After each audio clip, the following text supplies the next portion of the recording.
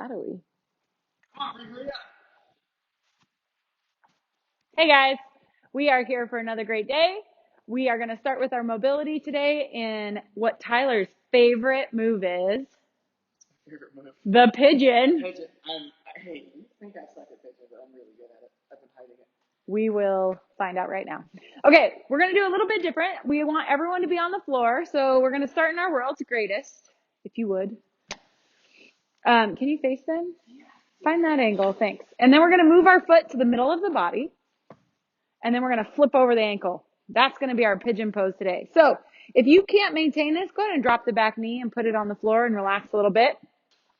Our contract and relax is going to be pushing into the ground as the contraction. Relax is trying to get lower to the ground. So Tyler's actually a really great example because his knee is nice and high off the ground. Yeah. So the contract is going to be 4 seconds. The hold, oh wait, I'm sorry, I messed that up. Relax. No, we're going to do 5 and 10, sorry. 5 seconds contract, 10 seconds relax. We don't need to start over, they're good. One take, that's all we do. Here. Okay, so 5 seconds contract. He's pushing into the ground as hard as he can. 5, 4, 3, 2, 1, and relax for 10 and sink down to the ground. All right, we want you to do that for 5 rounds. 5-second contract, 10 seconds relax on each leg. Then we're going to do a body loaded calf mobility exercise. So also, we're not very good at demoing this one because our calves are awesome and our ankles are rock. You're cracky. All right. So basically what we're going to do is we're going to sit on that ankle. Can you show from the side? Face that way. Thank you. So he's got his foot flat. His arch is engaged. And he's going to put all his body weight onto the front of that knee and try to be as heavy as possible. The goal is to create the smallest angle possible between his shin and his foot, which because our ankles are awesome, we're actually pretty good at. So some of you will not be able to go this low. If you have something to load it with, you could do that too. So just add a little extra load on there to help bring it down further. Okay. I would go at least a minute on each side. 2 minutes on each side would be better. If you're challenged in this area, 2 minutes aside for sure. Okay. Pay attention to what's happening to the knee too. We're not letting the knee. Did you hear that? Pay attention to what's happening in the knee. Make sure it's in proper position in relation to your foot and your hip. Don't let the knee cave in. All right. For our warm up, we're going to do 3 clock lunges. So Tyler's going to find a spot where he can lunge all directions. So he's going to start by lunging forward. Then he's going to lunge to the side. Then he's going to reverse lunge with that same foot. And then we switch feet and he lunges. Didn't really do that in the clock action. You understand what we're trying to do here. You have 3 on each side, right? So 3 on each side and you're going around the clock 3 times. Okay, so if you go noon, 3, 6, do 6 again, 9, and 12. They get it. I think they get it. Okay. Then we're going to do 25 singles with your jump rope. We don't need to demo that. Be creative with this one. It's for your warm up, so don't just be lame and just do regular singles. Play around, do some out in, scissors, single leg, that kind of stuff. But 20. Ooh, snap. Post that on Instagram. Tag us. All right, and then we have 5 Russian baby makers because that's our new favorite name for them. So you're going to grab your toes and you do not let go of your toes. You keep the butt high, then lower it down as low as you can go, holding on to your toes, then raise it back up. These are Russian baby makers. Why? I don't know. Someone explain it to us. We would like to see that. Very nice. 5 of those. You're going to do that 3 times. 3 times? No. 5 of them. No. Oh. I think it's supposed to say 10-minute AMRAP. No? Do you remember? No, I don't remember. But hey, we're going to do that for 10 minutes. Something on the side right over here is going to tell you exactly how many times to do it. All right. Workout of the day. We have 3 sections today. It's pretty exciting. Today is our strength day. So we are going to find our heaviest back squat for max reps to failure. How are we going to do that, Tyler, if we don't have any weight? Lots of different ways you can load this, guys. My personal favorite is with a circle. Get that guy. Load it with a bunch of bugs. I've seen this, a lot of you guys have those big water bottles too. Put those water bottles in your backpack, strap it on, make sure it's tight, right? I don't want to see any backpacks down hanging by your butts, right? That's not going to get what we're looking for here. Make sure that backpack is up tight on your back. Nice, good back squat here, coming back up to the top. Obviously, I mean, my hands are going to be up here, but here. Whoa. Yeah, that's so good. Okay, so that's back squat number 1. If you have some load, like dumbbells, you can put those on your shoulder, but what we don't want is a front squat. So we don't want the load in front. We do want it on your back. So we want you to figure out any way, shape, or form you can put it on your back. We are going to do max reps with the heaviest load that you can find. Put a child on your back, put a dog on it. I don't care. Load up your back however creatively you want and do as many reps you can to failure.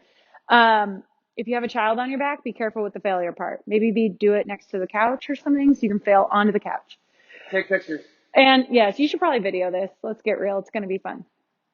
If you don't have a super heavy load and you know you could go longer than 2 minutes, then we're going to do a 2-minute max on the time limit. If it's heavy and you're going longer than 2 minutes, but you're like having to shake out your legs and stuff before you go again, then it's fine. If you're doing a heavy load, you know the difference between a heavy load for yourself and a not heavy load. So if you have a medium size load, 2 minutes max squats for that 2 minutes. Cool. Let's talk about the point of performance for that, since that's what we're talking about. Squat depth doesn't change. So when you start squatting, okay, if that's your depth and you start to get tired, we want to make sure that you're not squatting like this. Cheater. Okay.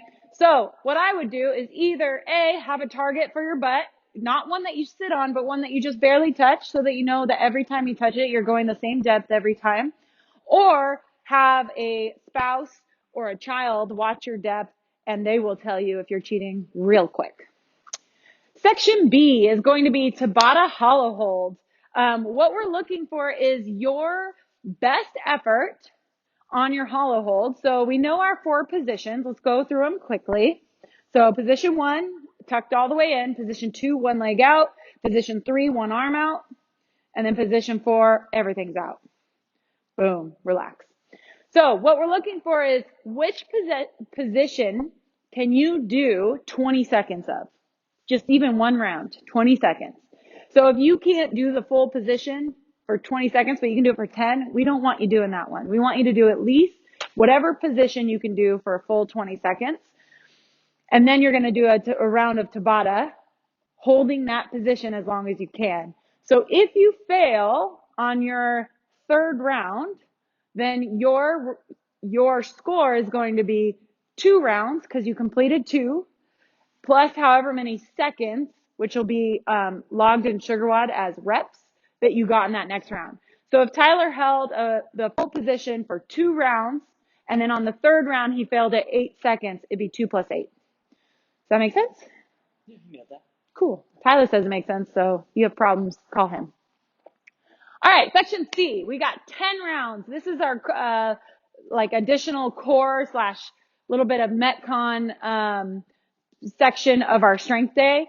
So we have 10 rounds of 10 kettlebell swings, 10 cross-touch sit-ups, and 20 double unders. So I'm just going to make Tyler go through one round so you can see every single movement. Yeah, you're welcome. It's a good warm-up.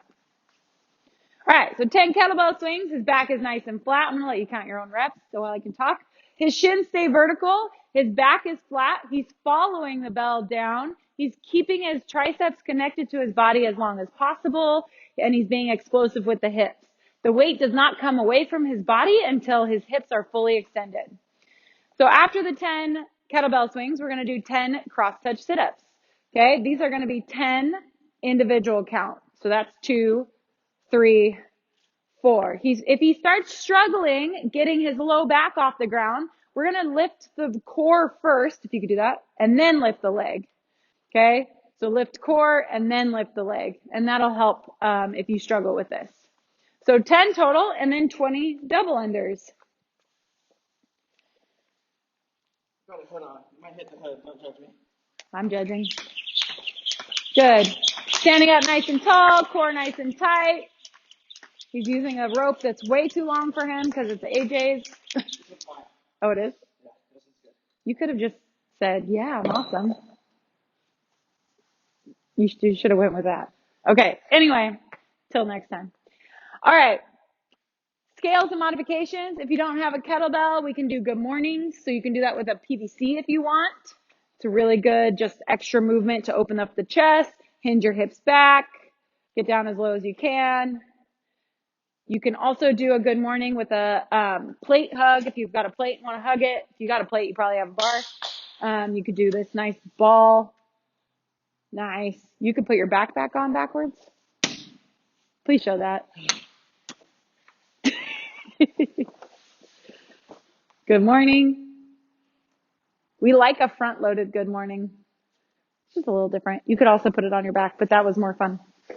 And then for your dubs, if you can't do dubs, we want 50 singles or quad tap power jumps. This is a drill we use to teach double unders. Go ahead. It's a timing thing. We want to be able to touch our quads twice before you land back on the ground. Okay. Man, what else? I don't know either. The stimulus, good job. Stimulus today, you guys, is for the back squat. We want it to be heavy. So figure out how to make it heavy. I think we already said that, but I didn't say specifically stimulus. Heavy back squat. Our recovery today is going to be a PVC calf smash. You should do that. So you're going to sit on your PVC. Perfect. And have at it. Go for it. Get those calves. Nice. And then the last one is going to be an IT band smash. If you just have a softball, don't cry, Tyler. It's gonna be okay. No, it's not. Don't make them scared before they've even done it. Put your head up so they can see your face. No, I don't think so. All right, IT band smash. Anything between the hip and the knee is fair game. I think that's it, you guys. That was a good day. Today's fun. I like it. Yeah? Yeah. Yeah. Great job. We're good. See you tomorrow. Wah!